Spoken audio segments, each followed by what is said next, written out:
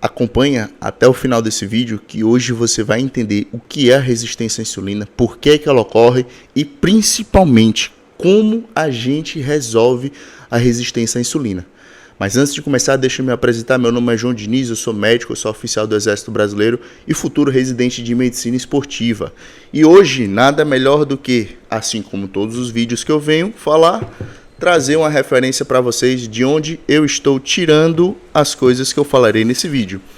É um livro de diabetes mellitus e uma abordagem cardiovascular, do Rui Lira, o Ney Cavalcante e Raul Dias Santos. A maioria dos escritores são endocrinologistas, então eles são os especialistas nessa área. Mas primeiro vamos entender o que é resistência à insulina. Resistência, o próprio nome diz, é alguma dificuldade de exercer uma função ou de fazer alguma coisa. E a insulina é o próprio hormônio da insulina. Claro, eu sei que vocês já sabem, mas vale reforçar. Qual é a função da insulina? De forma bem grosseira, a função da insulina é colocar a glicose dentro da célula. Então ela tira do sangue e coloca dentro da célula. Claro que existem inúmeras outras funções da insulina, mas essa é a mais básica. E quando a gente tem uma resistência, essa glicose não sai do sangue e não entra na célula. Se ela não entra na célula, ela continua na corrente sanguínea. E aí a gente pode desenvolver quadros mais graves de resistência à insulina e evoluir para um pré-diabetes ou para o diabetes propriamente dito. Mas por que isso ocorre? Vamos entender. Primeira coisa, a insulina ela atua por meio de receptores. Certo? Receptores são moléculas que estão na membrana da célula, que a insulina se liga, envia um sinal, e esse sinal é: célula, vamos aceitar a glicose. E a glicose entra, certo? Inclusive, um dos principais transportadores é o GLUT4. Então, a insulina, basicamente, ela tem a função de mandar a glicose para dentro da célula. O problema é que esse mecanismo é como se fosse uma chave e fechadura, certo? Cada chave tem uma fechadura específica. A insulina é a chave e a fechadura é o receptor. No paciente que tem resistência à insulina, nós temos dois problemas, basicamente, e é na fechadura. Primeiro, a fechadura é como se ela tivesse sido arrombada ou deformada. Ela não consegue encaixar de forma correta com a chave. E o outro problema, quando a gente tem resistência à insulina, um dos mecanismos de contrabalancear esse problema na qualidade da fechadura é aumentar o número de chaves. Então você vai na porta, você tem um molho de chaves, vamos dar um exemplo. E aí você coloca uma chave, ela não encaixa bem, o que é que você faz? Você tenta a outra. Não deu certo, você tenta a outra. De uma forma análoga no nosso corpo, o que é que o corpo faz? Ele libera muito mais insulina do que aquilo que uma pessoa normal necessitaria para exercer a função de colocar a glicose dentro da célula. Mas nesse problema de aumentar muito a insulina, um dos sinais que a insulina faz é, olha, nós temos sinalização em excesso. Então o que é que ele vai fazer? Além da fechadura que já está danificada, eles ainda vão esconder a fechadura dentro da célula, um mecanismo de down regulation. Eu estou tentando explicar de uma forma simples para que fique claro para vocês, certo? Mas isso é um processo extremamente complexo. E os pacientes resistentes à insulina, além de ter a fechadura ruim, eles ainda têm menor quantidade. Então o que é que o corpo vai fazer? Vai liberar mais insulina ainda. E nesse processo de liberar mais insulina e cada vez mais insulina, e a glicose no sangue só aumentar, você vai progredindo os estágios de pré-diabetes, diabetes e diabetes mellitus descompensado. Essa é basicamente a fisiopatologia, a evolução natural da doença. Se não forem feitas as medidas adequadas de tratamento, sempre começando pela mudança do estilo de vida. Mas entendendo isso, João, por que você decidiu falar desse tema hoje? Porque eu recebi um exame de uma prima em que ela pediu para avaliar os níveis de testosterona, enfim, de tudo, a avaliação laboratorial do esposo dela. E de todos os exames estava basicamente tudo normal. O que é que tinha de alterado? Uma glicemia de jejum alterada, estava um pouquinho aumentada, e a insulina discretamente ali no limite superior. E ela me indagou, João, será que ele está com algum problema de pré-diabetes, de resistência à insulina? Então, como é que a gente avalia a resistência à insulina? De uma forma bem objetiva. A gente tem alguns marcadores, que aqui no livro ele fala. Um deles, por exemplo, é a glicemia de jejum. Claro, glicemia de jejum aumentada fala a favor de resistência à insulina aumentada de pré-diabetes. Posso fazer pelo teste oral de tolerância à glicose, que aí eu dou um xarope de 75 gramas de glicose e avalio com 1 hora e 2 horas os níveis de glicemia na corrente sanguínea. Isso também é um bom marcador para predispor um pré-diabetes ou um diabetes ou mesmo a resistência à insulina. Porém, esses são 2 métodos que podem atrasar o diagnóstico, pode dar um diagnóstico mais tardio. Então, a gente pode também lançar mão do valor absoluto de insulina, que não é tão bom, e os outros 2 últimos, que são avaliações indiretas, são por meio de cálculos. O primeiro é o Romain-R, que faz uma multiplicação da glicemia com a insulina dividido por um valor fixo. É uma medida relativamente adequada, porém existe um outro que eu vi pouco falar. A primeira vez que eu ouvi falar foi no livro do Rui, que é o Quick. O Quick ele faz a mesma análise da glicemia com a insulina, porém ele faz no cálculo logarítmico. E quando esse Quick está muito baixo, no caso o valor de referência é 0,339, quanto mais baixo o Quick, maior a resistência à insulina. Por quê? Porque como é um logaritmo de multiplicação, quanto mais insulina, menos glicose deveria ter, certo? Só que o paciente que é resistente à insulina, ele tem muita insulina e muita glicose. Então é natural que, por exemplo, o Romain-R, que é essa multiplicação, ele suba. Só que o logaritmo ele é o inverso. Então, quanto mais insulina e a glicemia ela se mantiver mais ou menos controlada, porque o paciente é um resistente à insulina, menor vai ser esse cálculo. Eu sei que ficou um pouco complexo, mas entenda, o Romain-R para cima é ruim e o Quick para baixo é ruim. E o Quick ele é um valor mais fidedigno do que o Romain-R, porque o cálculo é um pouco mais complexo.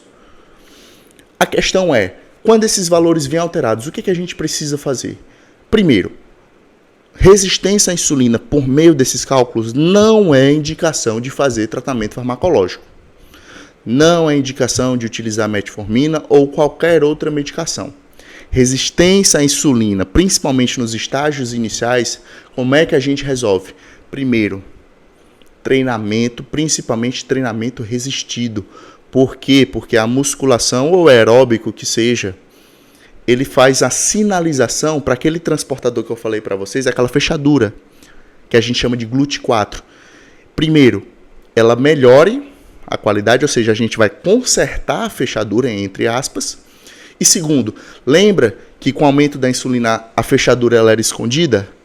O exercício físico, ele traz de volta para a membrana da célula essa fechadura. Então, a fechadura que estava guardada, escondida, ela volta e fica pronta para ser usada. Então, aquela chave que estava circulante, ela vai conseguir encaixar e vai conseguir exercer a sua função. Então, por meio do exercício resistido, é a primeira forma de tratamento da resistência à insulina. Porque a gente melhora a capacidade do organismo de responder à insulina. Outra coisa extremamente importante, perda de peso. Quando a gente diminui o percentual de gordura, principalmente da gordura visceral, a gente diminui alguns marcadores inflamatórios principais, TNF-alfa e interleucina 6. Eu sei que vocês já ouviram o Paulo Musi falar disso em todas as lives que ele faz, mas são 2 marcadores pró-inflamatórios que estão muito aumentados em quem tem gordura visceral, aquela gordura abdominal, circunferência abdominal aumentada. Esses marcadores inflamatórios, o que é que eles fazem? É como se eles derretessem a fechadura que eu falei para vocês. É como se eles prejudicassem ainda mais a atuação da insulina. Então, se eu faço uma dieta com um pouco de restrição calórica, uma dieta hipocalórica, eu faço o paciente treinar, perder gordura, aumentar a quantidade de músculo, esse paciente vai resolver o problema da resistência à insulina sem necessidade de medicação. Mas, João, por que é tão importante resolver o problema da resistência à insulina? Primeiro, porque com a resistência à insulina aumentada, o seu corpo tende a acumular mais gordura. É o primeiro ponto. Porque as células normais, que, por exemplo, músculo, neurônio, não conseguem receber ou captar aquela glicose de forma adequada. Aliás, nem o tecido adiposo consegue captar de forma adequada. Porém, como tem muita glicose, muita oferta energética, o tecido adiposo, mesmo captando menos glicose, ainda assim ele consegue aumentar em quantidade. Então você engorda. Não por conta da resistência à insulina, mas porque você está em superávit calórico. E resolvendo a resistência à insulina, primeiro, você evita a progressão para um pré-diabetes e diabetes, que são doenças, são patologias que podem causar inúmeras lesões de órgão-alvo, principalmente lesões cardiovasculares, que é o tema do livro, lesões renais, lesões de retina, lesões vasculares. Então, existem uma série de problemas que podem ser resolvidos já no estágio inicial. É para isso que a gente avalia o QUIC, o Roma-IR, a insulina de jejum, a glicemia de jejum. Para quê? Para dar o diagnóstico precoce. Olha só, você não tem pré-diabetes, você não tem diabetes, mas você está começando a aumentar a sua resistência à insulina. Quer dizer que o seu pâncreas está trabalhando mais do que deveria para manter a glicemia normal. O problema é que quando você força alguém a trabalhar mais do que o necessário, o que é que essa pessoa faz?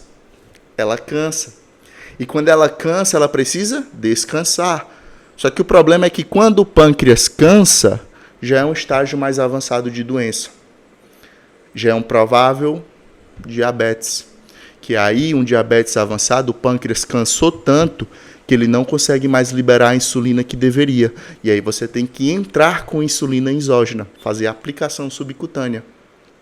Então, esse cálculo da resistência à insulina, ela é muito boa para pacientes que são ainda saudáveis.